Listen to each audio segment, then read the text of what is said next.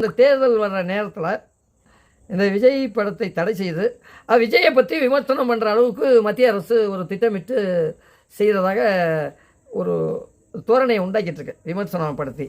ஏன்னா அரசியலில் மக்களுக்கு ஆன நியாயமான அடித்தட்டு பிரச்சனைகளை தீர்த்து மக்களுடைய செல்வாக்கை தேட வேண்டிய ஒரு ஜனநாயக வழிமுறை மரபுகள் படி வர வேண்டிய மத்திய ஒன்றிய அரசு இதுபோல் இக்கட்டான ஒரு சூழ்நிலைகளை உண்டாக்கி விஜயை முன்னிலைப்படுத்துறதுக்கான ஒரு திட்டத்தை வகுத்துருக்கிறது மாதிரி இப்போ தோணுதுங்க. இதுதான் உண்மை.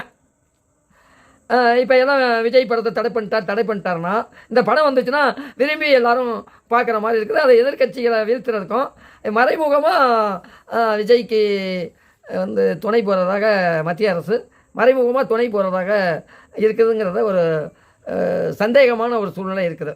அது உறுதியான நிலைப்பாடும் இருக்குது. சந்தேகம் என்ன, உறுதியான நிலைப்பாடு இருக்குது.